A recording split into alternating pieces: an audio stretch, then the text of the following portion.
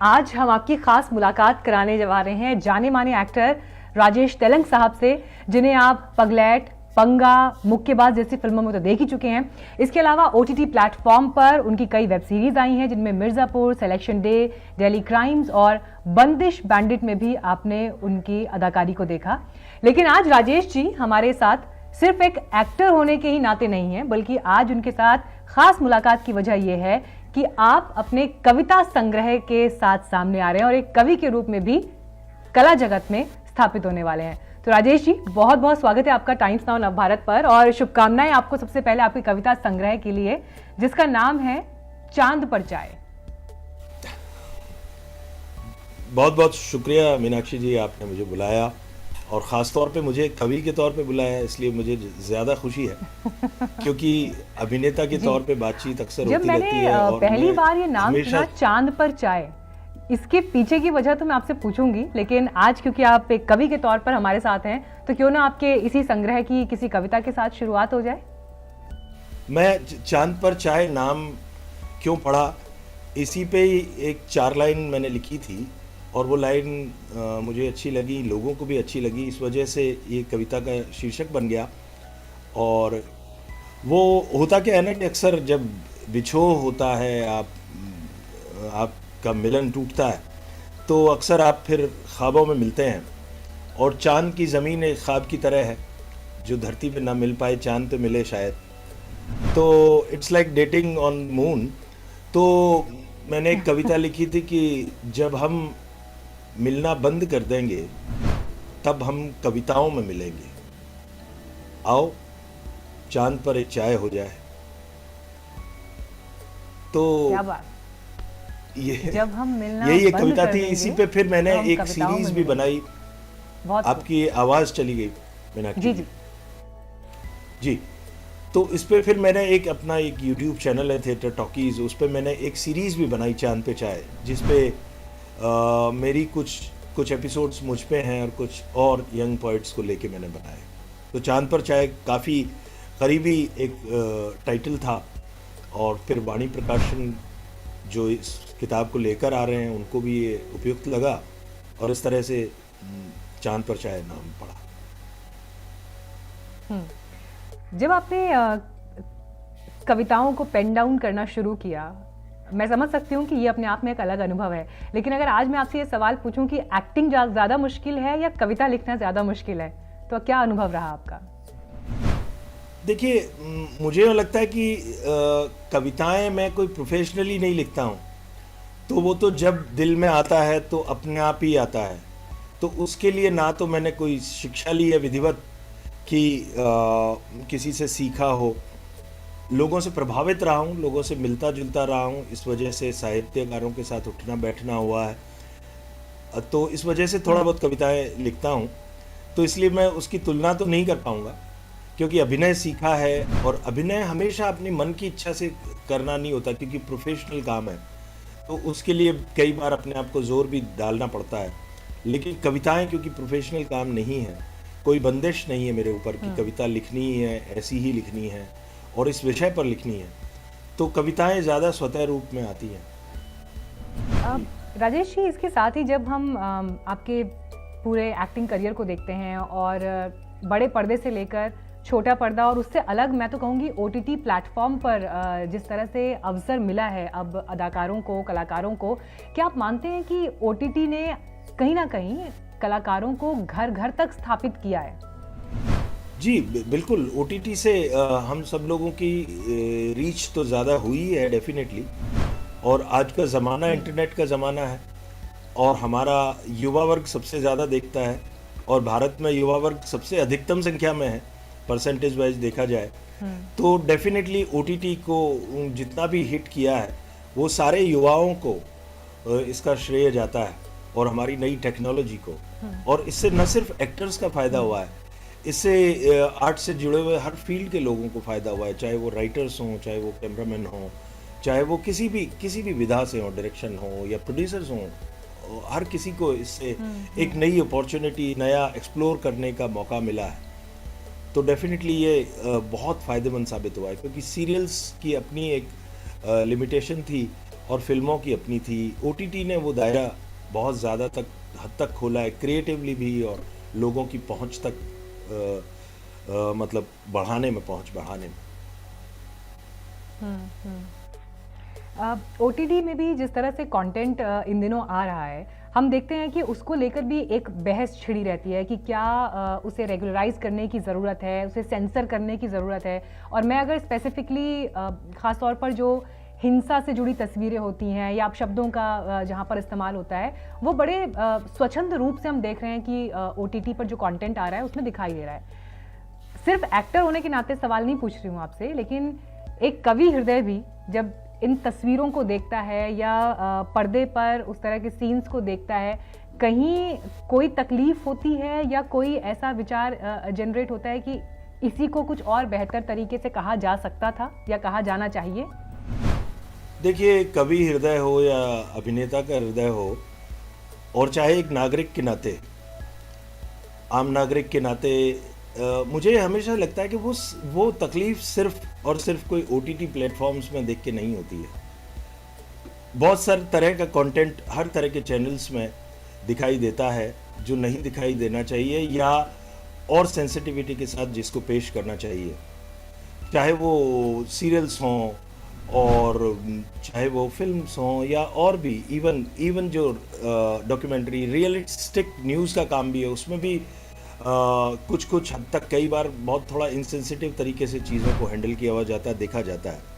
और इसके अलावा एक और जो मुझे सबसे बड़ा ख़तरा लगता है, वो ख़तरा ये है कि आप इन सारे प्लेटफॉर्म्स को तो रेगुलराइज कर सकते हैं, उनकी पे नज़र रखी जा सकती है, लेकिन इंटरनेट जिसमें ढेरों चीज़ें ऐसे ही आपके सामने हैं, और वो आजकल के बच्चे तो ऑनलाइन क्लासेस ही कर रहे हैं, वो किसी भी टाइम उनको एक्सेस कर सकते हैं। उन पे रोक कैसे लगाई जा सकती है, मुझे इसका लगता है, क्योंकि किसी चीज़ को बिल्कुल ये अगर खाली ओटीटी पे आप कोई अंकुश लगाएंगे तो वो एक बहुत ही कॉस्मेटिक चेंज होगा। मुझे लगता है वो सब किसी में होना चाहिए।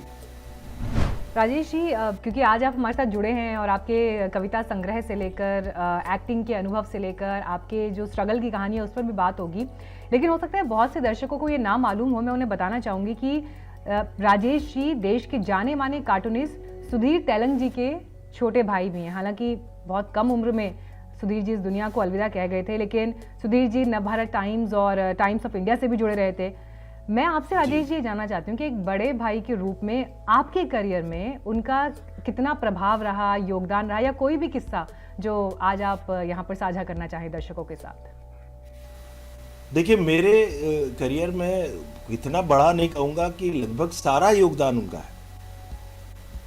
मेरे पिताजी के बाद अगर किसी का सर्वाधिक योगदान है तो मेरे बड़े भाई साहब का है। उन्होंने ही मुझे प्रोत्साहित किया। मेरे अंदर कभी ये हिम्मत नहीं थी कि मैं अभिनेता बनना चाहता हूँ, ये कहने की हिम्मत भी नहीं थी। उसके लिए आगे चल पढ़ने की हिम्मत तो आगे की बात है। तो हमेशा उन्होंने ही सहायता की। मैं एक छोटे से शहर बीकानेर में रहता था। मेरे बड़े भाई, जैसा आपने बताया, टाइम्स ऑफ इंडिया में ही काम करते थे, बहादुर शाह जफर मार्ग में। तो उनके पास मैं चला आता था छुट्टियों में, तो उन्होंने ही मुझे, उसके सामने ही बाल भवन होता था, पास में नेशनल स्कूल ड्रामा होता था, तो उसमें उसके लिए उन्होंने मुझे एनकरेज किया और उसके लिए साथ दिया। इवन मुझे याद है ज़िंदगी का जो मैंने पहला ऑडिशन दिया था उसकी तैयारी भी उन्होंने करवाई थी, चाहे वो अभिनेता नहीं थे, फिर भी उसकी तैयारी उन्होंने करवाई थी। तो वो तो पग पग हर पल मेरे साथ रहे, अभी भी साथ है। बड़ी सुंदर बात आपने कही। और देखिए, मैं तो ये कहूँगी कि क्योंकि आप खुद भी कलाकार हैं और सुधीर तेलंग जी के भाई हैं, और बड़े करीब से आपने समाज की धड़कनों को समझा भी है। जब आप खुद ज़मीन से निकल कर आते हैं तो उन एहसासात को ज़्यादा बेहतर तरीके से समझ सकते हैं।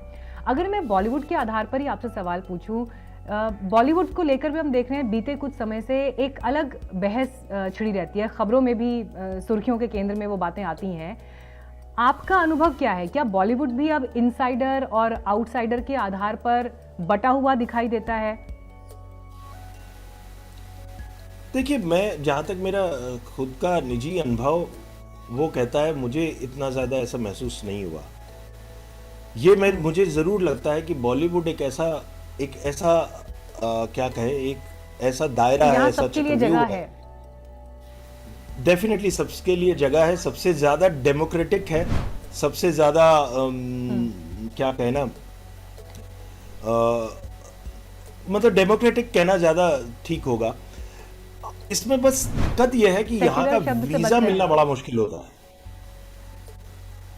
एक बार अगर आपको इस देश में जाने का वीज़ा मिल जाए तो वो देश वाले बहुत प्यार से आपके साथ व्यवहार करते हैं, लेकिन उस देश में घुसने देना बड़ा मुश्किल है। तो ऐसा नहीं है कि अंदर जाने के बाद आपको, अगर आपका काम जरा सा भी सराहा जाता है तो हर कोई बढ़ावा देता है आपको, क्योंकि वहाँ हर कोई अच्छा काम करना चाहता है, अच्छे काम करने वालों की तलाश में है। लेकिन एक बार अंदर घुसना जरूर मुश्किल होता है। जी। चलिए, आपने कहा कि अगर आपका छोटे से छोटा काम भी हो, लेकिन अगर वो दिखाई देता है तो उसे रिकग्निशन भी मिलता है और अप्रिशिएट भी किया जाता है। बॉलीवुड में जितना समय आप अब तक बिता चुके हैं, कोई ऐसी प्रशंसा या ऐसी तारीफ जो सब पर भारी है जो आपको अब तक मिली है, और किससे मिली ये भी जानना चाहेंगे। तारीफ तो मुझे बहुत सारी मिली है, मतलब लोग अक्सर तारीफ करते रहते हैं, लेकिन आप हमेशा आपको ये लगता है कि नहीं है, जो आपको बात याद हो आपको हमेशा खुद को ये लगता है कि नहीं, मुझे और बेहतर करना है, मुझे अभी और चाहिए। मतलब ऐसे कहना ज़रा मुश्किल होगा कोई पर्टिकुलर घटना बताना, लेकिन मैं यही कहूँगा कि मतलब मुझे अपने ऊपर जितना विश्वास था उससे कहीं अधिक विश्वास वहाँ के लोगों ने मुझे दिखाया है मुझ पर, और मेरे हौसले को बढ़ाया है। राजेश जी, क्योंकि जब मैं आपसे ये पूछ रही थी कि बॉलीवुड में जो इनसाइडर आउटसाइडर की एक लड़ाई है, इसकी क्या असलियत है, अनुभव आपसे हमने जाना। आपने कहा कि वीज़ा तो मिल जाता है, लेकिन फिर भी अंदर एंट्री लेना जो है वो फिर भी एक टास्क है, एक संघर्ष उसमें है। आज दर्शकों से साझा करिए आपके मुंबई तक पहुंचने का ये संघर्ष कैसा रहा, या संघर्ष की कोई एक ऐसी बात जो हमेशा एक हिम्मत के रूप में आपके साथ हमेशा रहेगी, कोई भी आपके स्ट्रगल वाले डेज से जुड़ा कोई किस्सा। देखिए, मेरा स्ट्रगल तो मुझे लगता है अभी तक चल रहा है और हमेशा ही चलता रहता है। और मेरे कई फेजेस आए हैं। मतलब मुझे एनएसडी से पास आउट होते ही पहला काम बड़ी आसानी से मिल गया था, जितना किसी को भी नहीं मिलता है अक्सर। मैं एनएसडी पास आउट होते मुझे एनएसडी के वॉशरूम में मुझे काम ऑफर हुआ था, जो इंडिया का पहला डेली सोप था, शांति, और उसमें करीब मैंने 300-400 एपिसोड्स किए। तो वो काम बिल्कुल आसानी से मुझे मिल गया था। मतलब ये ऑडिशन देना पड़ा था, लेकिन बड़ी आसानी से वो काम मिल गया था। लेकिन उसके उपरांत मेरे लिए बड़ी मुश्किलें आईं, क्योंकि मैंने तब निर्णय लिया कि मैं और सीरियल्स नहीं करूँगा और सिर्फ फिल्म्स करूँगा। और फिल्म्स में अच्छे रोल्स मिलते नहीं थे, 2 सीन, 4 सीन, 3 सीन, हीरो का दोस्त, डॉक्टर, लॉयर, इंस्पेक्टर, इस तरह के फीलिंग कैरेक्टर्स ही मिलते थे। तो और सीरियल्स में करना नहीं चाहता था। और फिर एक ऐसा ज़माना आया जब मजबूरी में सीरियल्स करने का सोचा। तब तक सीरियल्स के हालात बदल चुके थे, जिसको मैं कहता हूँ पोस्ट बालाजी पीरियड। तो वो एक अलग तरह के चेहरों की और एक अलग तरह की मुखड़ों की ज़रूरत थी, जिसमें हम लोग नहीं सूट करते थे। तो वो सीरियल्स भी नहीं हो पाए। लेकिन वो बहरहाल उसके बाद जब फिल्मों में बदलाव आया कि फिल्में छोटे शहरों में जाने लगी कहानियाँ, और मतलब small town, new India, new aspirations, इस पे जब फिल्में बनने लगी, तो हमारे जब हीरो का बाप एक हलवाई होने लगा और हीरो खुद दर्जी का होने लगा, या इस तरह के चरित्र होने लगे, छोटे शहरों में जाने लगे, तब हमारे जैसे चेहरों की जरूरत पड़ी। आप मानते हैं ये गोल्डन पीरियड है अभी फिल्म्स के लिहाज से, क्योंकि जिस तरह की कहानियों पर काम हो रहा है, छोटे शहरों की कहानी आ रही हैं, और रियलिस्टिक सिनेमा जिस तरह से बनाया जा रहा है, एक्सपेरिमेंट्स हो रहे हैं, डू यू थिंक कि this is the golden period for cinema?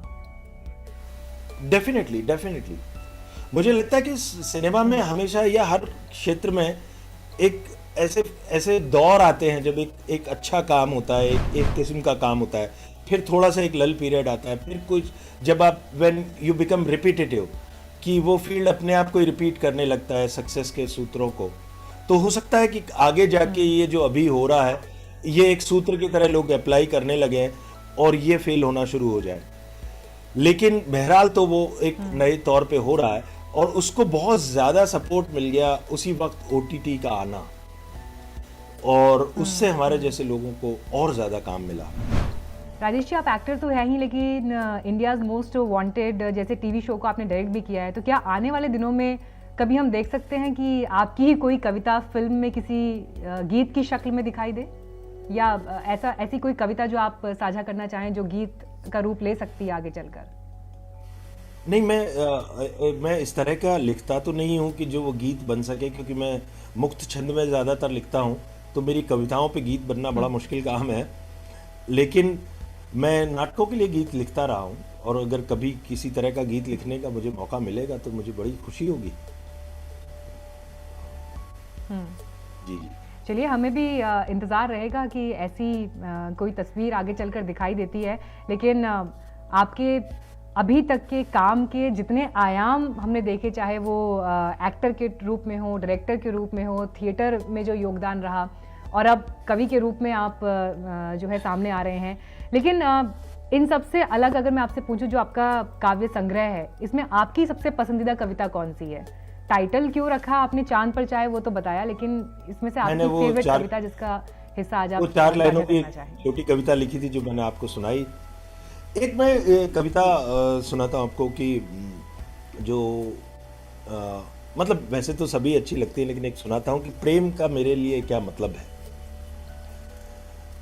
वो कविता है कि सिक्का सिक्का जमा करते जाना होता है दस्तूर, प्यार एक मिट्टी की गुल्लक। सिक्का सिक्का जमा करते जाना होता है दस्तूर, प्यार एक मिट्टी की गुल्लक। यूं तो एक पैसा भी चुराना मुश्किल है इसमें से, और वैसे चाहो तो एक पल में तोड़ दो इसे।